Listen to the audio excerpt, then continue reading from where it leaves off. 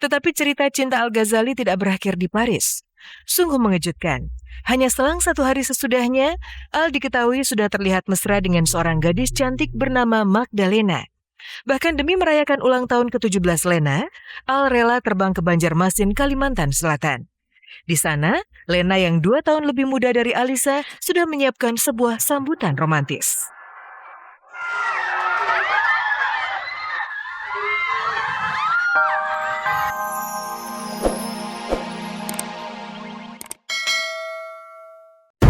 Apa sebenarnya rahasia di balik manisnya kopi entin?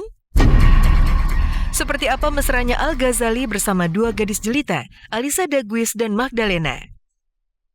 Benarkah cinta Andi Arsyil dan Arbani Yasis diperebutkan 4 gadis cantik? Siapa pemenangnya?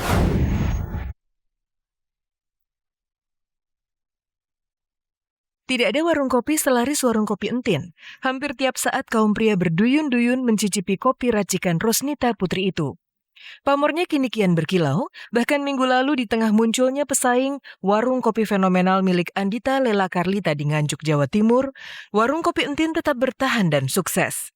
Benarkah semua ini karena kecantikan entin mampu menyulap secangkir kopi yang pahit dan tanpa gula menjadi segelas kopi yang tetap terasa manis? Mungkinkah hal itu? Saya baru tahu, ternyata entin itu cantik ya. Apalagi kopinya, Kang. Mantap. Saya belum pernah nyobain. Tagihan kalau dia bikinin tuh. Bener ya? Bener.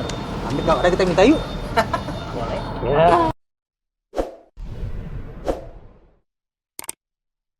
Pesona entin terbukti menyihir trio Bapak, Ujang, Asep, dan Tatang hingga selalu tak sabar memesan kopi. Bak Gayung bersambut, entin pun segera melancarkan jurus maut andalannya, meracik kopi pahit tanpa gula yang kabarnya tetap terasa manis. Tetapi bagaimana mungkin racikan kopi pahit entin tetap terasa manis di lidah? Mungkinkah hal ini hanya akal-akalan entin agar kopinya laku?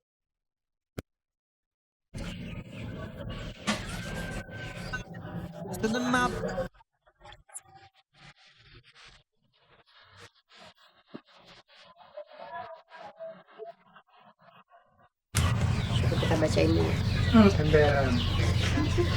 Walaupun nggak pakai gula, tetap manis, manis, manis. Nyaris tidak ada yang aneh pada racikan kopi entin.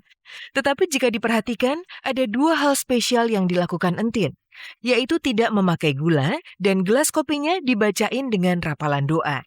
Mungkinkah kali ini kopi hitam pahit entin akan mampu terasa manis seperti biasanya? Itu centin. Asik. Kopi. Kopi, cobain.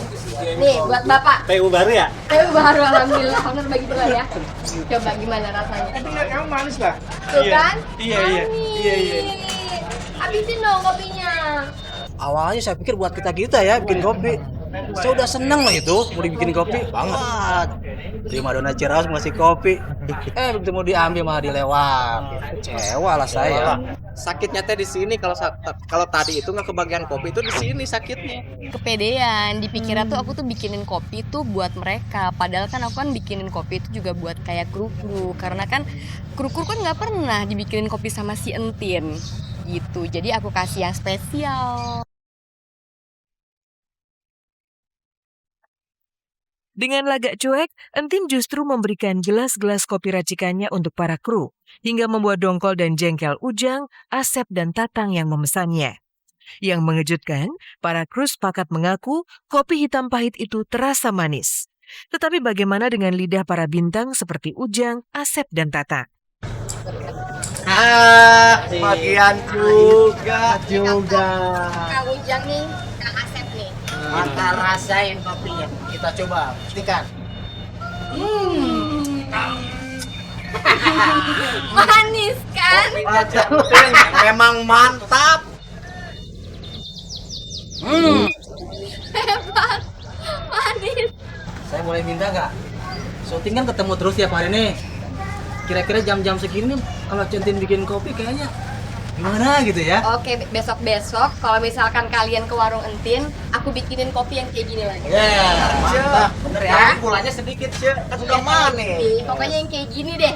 Kan aku bilangnya kopi yang kayak gini ya, berarti besok-besok kalau aku bikinin kopi mereka kopi tanpa gula.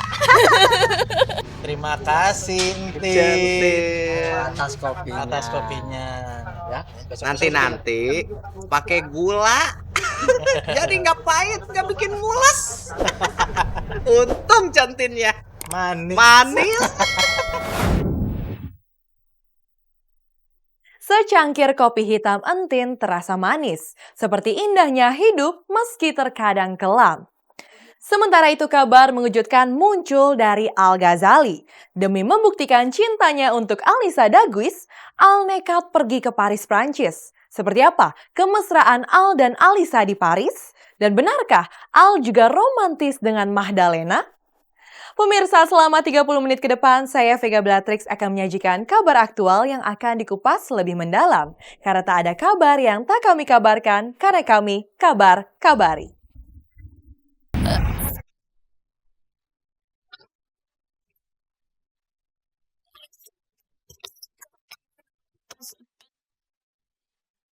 Foto-foto ini berbicara lebih banyak dari kata-kata. Ahmad Al-Ghazali, putra sulung Ahmad Dhani, dengan sangat mesra memeluk erat pacarnya, Alisa Paramita Daguis, berlatar belakang Menara Eiffel, Paris, Prancis. Di gambar lain, Al dan Alisa kembali saling mendekap mesra, berlatar gerbang legendaris Arc de Triomphe alias gerbang kemenangan Napoleon dan Jalan Champs-Élysées. Dan ada pengalaman menarik, dia naik metro sendiri loh di sana. Ya, aku sana nggak pakai taksi, nggak pakai Uber, dan aku belajar naik metro setiap hari. Itu pengalaman yang terbaik sih. Sebenarnya sih nggak ada tempat favorit, yang penting aku bersama dia itu favorit semua. Dan cuman shoppingnya cuman 1 hari aja ya. Pokoknya 9 hari dia quality time sama si Alisa. Benar-benar jalan-jalan ke Disneyland, kamu juga berdua ya. Disneyland semua, ke Montmartre, ke Eiffel Tower, semua yang tempat-tempat yang bagus di Paris kita kunjungi semua. Pengalaman yang sangat priceless, yang nggak bisa karena itu pengalaman sangat mahal.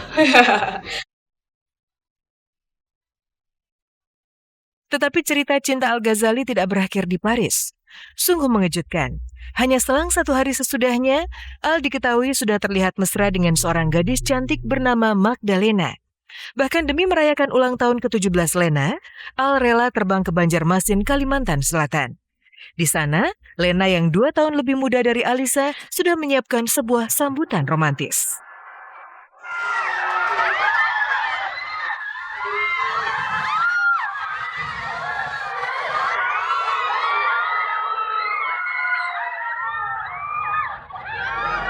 Oke, langsung tahan ya, pelan-pelan dong.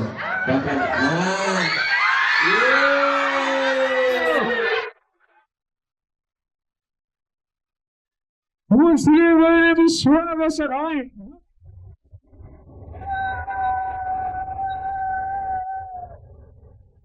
Seneng banget pokoknya, rasanya itu ya seneng banget lah gitu. Soalnya apa ya, udah dari dulu pengen banget ketemu sama Al. Ganteng, baik ya, apa ya namanya, mudah bersosialisasi. Selamat ulang buat Ineng 17 semoga panjang umur, yang penting sehat walafiat. Rajin belajar, rajin ibadah juga.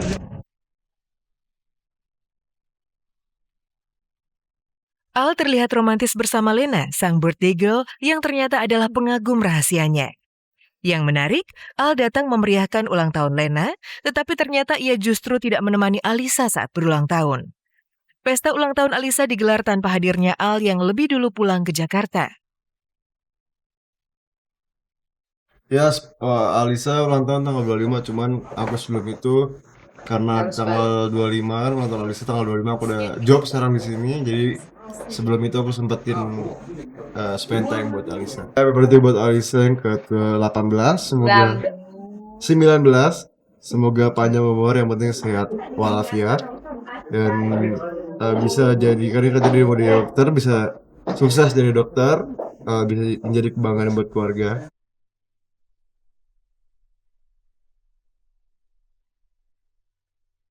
Al memang tak hadir di momen spesial Alisa, namun ia membuktikan keseriusan cintanya untuk Alisa. Bayangkan, Al yang belum pernah melancong ke Eropa, tiba-tiba rela untuk menempuh jarak 14 jam penerbangan yang melelahkan demi menjumpai Alisa. Kehadiran Al di tengah